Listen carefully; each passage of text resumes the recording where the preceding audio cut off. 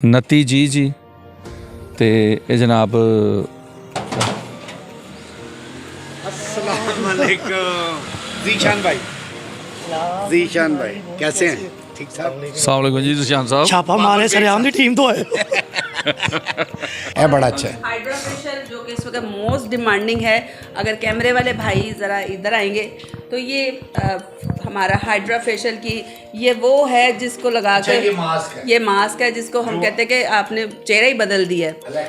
ये लेज़र के थ्रू इसकी रेज वगैरह आती हैं जी। ये mega beauty salon and cosmetics है और ये इकबाल टाउन स्कीम मोड़ के पास जावा कढ़ाई के पास ये है 29 G Muslim block Allama Iqbal town near scheme मोड़। इनके लिए इजाज़त लेने आए हो आप? मैं पहले समझे सरेआम की टीम आ गई है। लेकिन हम यहाँ कोई गैर कानूनी काम नहीं कर रहे, ये सब लाइसेंस्ड काम हो रहा नहीं है लेकिन तुसी ये वेखो आए असी सरेआम और अपनी गड्डी थे।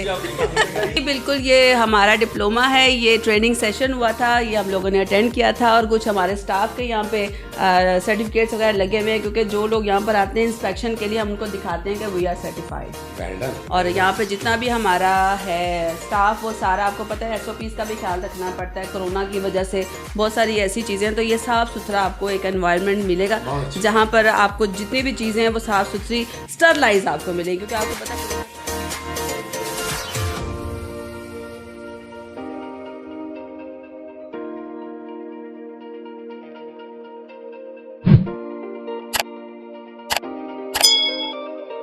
बिस्मिल्लाहिर्रहमानिर्रहीम। नाज़रीन तुहाडी खिदमत च हाज़र है जी तुहाडा होस्ट बाबर बेग और मेरे नाल जी अज धन भाग साडे ते मेरे बहुत ही प्यारे दोस्त मेरे भाई गोशी खान साहब ते मैं चूँकि मेगा जी लाना सी ते एक क्योंकि जोड़ी एक मुद्दत इन्हां कट्ठियां गुजारी है तो सो मैं चाहता सा कि भाइन गोशी भी नाल चलन। अज मैं एक्चुअल मेगा जी के पार्लर के हवाले नाल जिहड़ा ना जी एक विलाग बनाना चाहता सा कि मेगा जी का पार्लर जिहड़ा पार्लर ते जाया जाए क्योंकि घर ते साडी उन्हां नाल मुलाकात हुई और होंदी रहिंदी है और मैं उन्होंने पार्लर जिहड़ा अज दिखाना चाहता सा। जनाब मेगा जी का पार्लर है जी इकबाल टाउन दे विच असी आ गए हैं तो असी जनाब बैल देने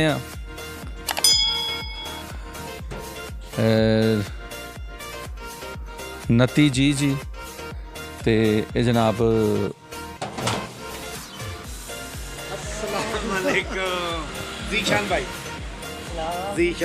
कैसे हैं? ठीक ठाक। अस्सलाम वालेकुम जी सुशांत साहब। छापा मारे सरेआम की टीम तो है। जनाब मैडम है जी है। बाबर बेग साहब। एक सेकंड में देखना प्लीज बाहर ना खड़े हुए थे आज। आज आज जी नाजरीन ये उन्होंने पार्लर है जी लुक द हाउ जी तो जनाब असी उन्होंने गिराज च खड़े हैं इस टाइम गिराज च आ गए हैं तो जनाब मेगा जी ना भी मेरा ख्याल है साड़ी जल्दी मुलाकात हो जाएगी।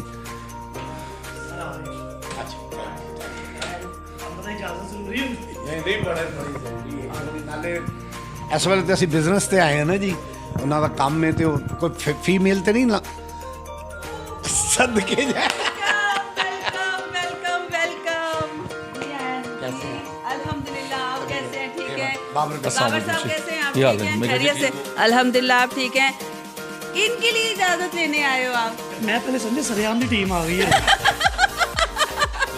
लेकिन हम यहाँ कोई गैर कानूनी काम नहीं कर रहे, ये सब लाइसेंस्ड काम हो रहा नहीं है लेकिन तुसी ये वेखो आए असी सरेआम और अपनी गड्डी थे जी। गुजरात तो स्पैशल अज आए ਤੁਹਾਡਾ ਜਿਹੜਾ ਬਿਜ਼ਨਸ ਹੈ ਪਾਰਲਰਸ ਦਾ ਇਹਦਾ ਵਲੌਗ ਬਣਾਉਣਾ ਹੈ ਤੇ ਉਹਦੇ ਲਈ ਤੁਹਾਡੀ ਜ਼ਰਾ ਮਦਦ ਦੀ ਜ਼ਰੂਰਤ ਹੈ। बड़ी मेरे लिए फखर की गल है, खुशी की गल है कि इतने मेरे प्यारे अपने आए हैं, बहुत वेलकम। जी आए आपको इजाजत की जरूरत नहीं है, आपका अपना घर है, आपका अपना बिजनेस है, बल्कि उन्होंने नेक्स्ट टाइम आओ तो क्लाइंट अच्छा मेगा जी अच्छा नहीं ਅਸੀਂ ਨੈਕਸਟ ਟਾਈਮ ਆਵਾਂਗੇ ਕਲਾਇੰਟ ਲੈ ਕੇ ਆਵਾਂਗੇ ਜੀ ਤੇ ਇਹ ਜਿਹੜਾ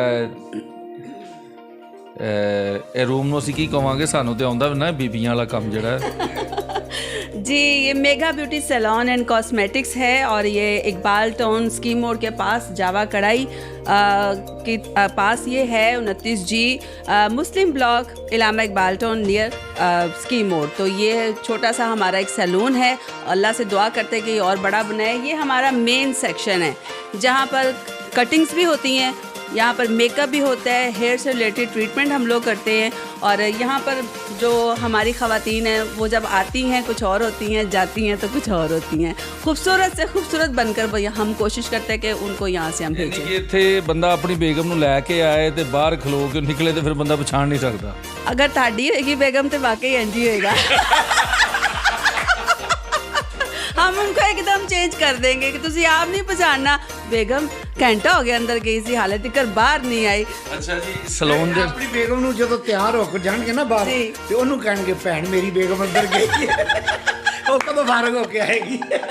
सो अच्छा जी। कॉल्ड मेगा ब्यूटी सैलून कि हम बिल्कुल ख़वातीन को चेंज कर देते हैं, बिकॉज हमारा स्लोगन भी है वी नो ब्यूटी।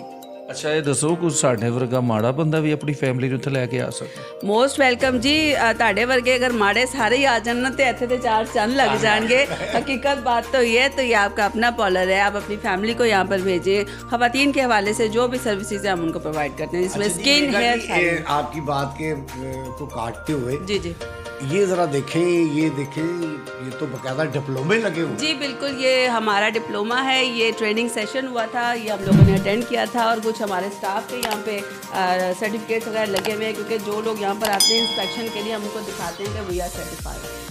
और यहाँ पे जितना भी हमारा है स्टाफ वो सारा, आपको पता है SOPs का भी ख्याल रखना पड़ता है। कोरोना की वजह से बहुत सारी ऐसी चीज़ें हैं, तो ये साफ़ सुथरा आपको एक एनवायरनमेंट मिलेगा जहाँ पर आपको जितनी भी चीज़ें हैं वो साफ़ सुथरी स्टरलाइज आपको मिलेगी, क्योंकि आपको पता है कोरोना के बाद बहुत सारी ये चीज़ें आ गई हैं सामने के, साफ़ सुथरी चीज़ें हों। ਤੇ ਅੱਗੇ ਵੀ ਚਲੀਏ ਕਿਤੇ, ਮੇਰਾ ਖਿਆਲ ਅੱਗੇ ਵੀ ਮੈਨੂੰ ਸਾਰਾ ਇਹੋ ਹੀ ਕੰਮ ਨਜ਼ਰ ਆ ਰਿਹਾ। अंदर कोई है तो नहीं।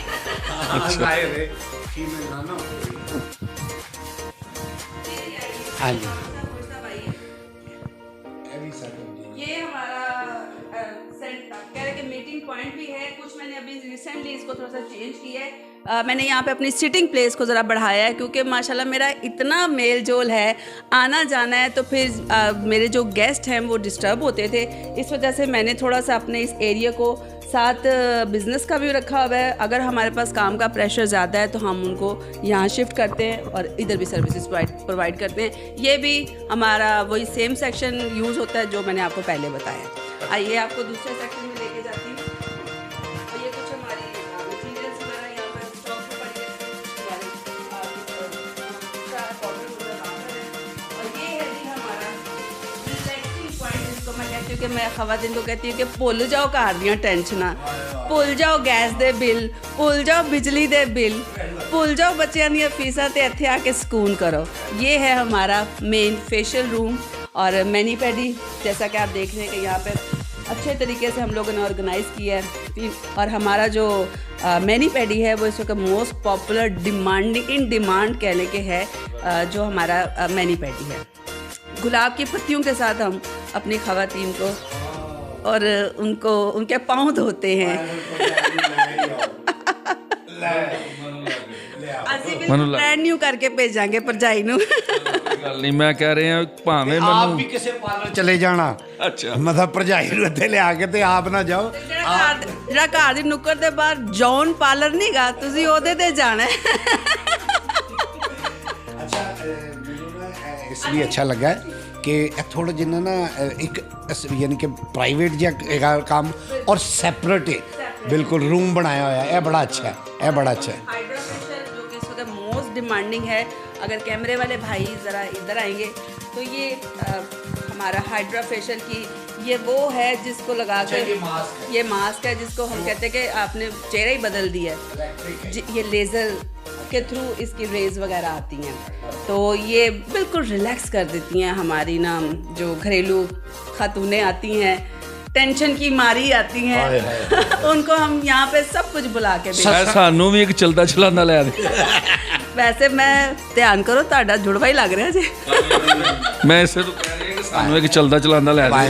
ਤੁਸੀਂ ਤਰੀਫਾਂ ਤੋਂ ਕੁਝ ਨਹੀਂ ਕੀਤੀ। ਤੁਹਾਡਾ ਮੂੰਹ ਦੇ ਨਾਲ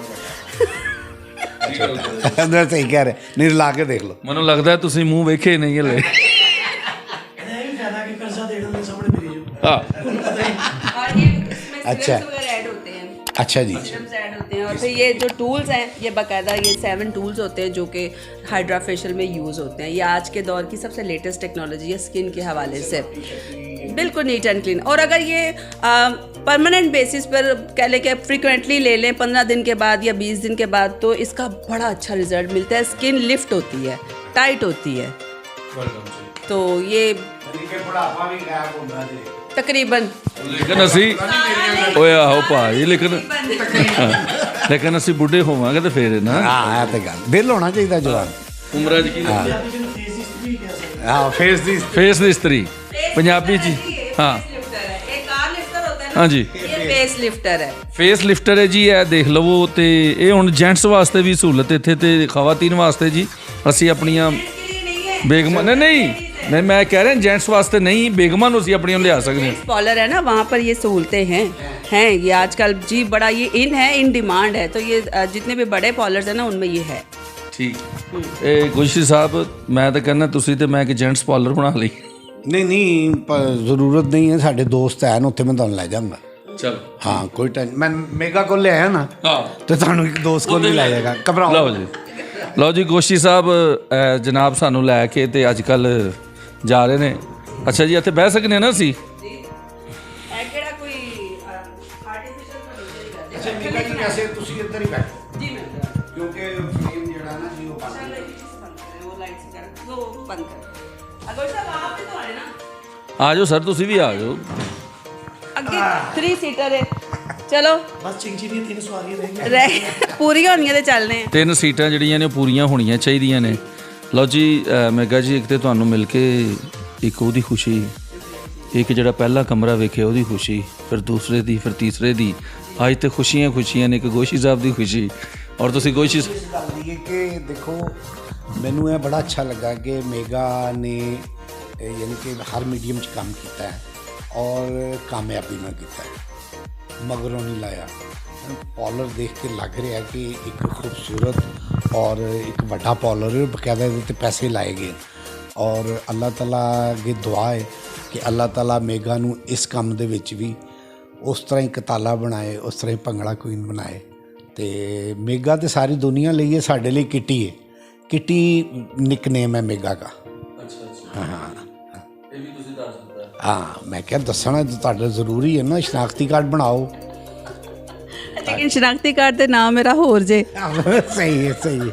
मेरे बड़े ना आइए जे, कौन कौन से नाम से मुझे पुकारोगे, मैं उस नाम से तुम्हें नज़र आऊँगी। मैं ना ये देख रहा हूँ बड़ी खूबसूरत पिक्चर्स जो हैं वो मेगा जी की लगी हुई हैं, बड़ी मज़ेदार। और कुछ ड्रामों की भी हैं, कुछ फैमिलीज पिक्चर भी हैं, कोई शादी ब्याह की कोई पिक्चर्स हैं, कहीं शादी पे गई हैं वहाँ की, बड़ी खूबसूरत पिक्चर्स हैं। और बारात लुक दी हुई है और वलीमा लुक दी हुई है जी। और ये कुछ मॉडल्स वगैरह की पिक्चर्स हैं, अगर कैमरे वाले भाई दिखाएं। ये मॉडल्स शूट्स किए हुए हैं हम लोगों ने, जिसमें ये वो रीतवेल में आपको एक खूबसूरत सी वाइट कलर में नज़र आ रही है, जो हमारे क्रिश्चियंस ब्रदर्स एंड सिस्टर्स हैं जो उनकी शादी होती है, ये उनके लिए खसूसी तौर पे हम लोगों ने करवाया है। और बाकी मेहंदी, बारात, वलीमा, ये सारे हमने लुक्स दिए हुए हैं। और हमारा स्लोगन भी नज़र आ रहा है कि mega beauty salon and cosmetics, because we know beauty. So जी, खूबसूरती के तो सारे चक्कर हैं।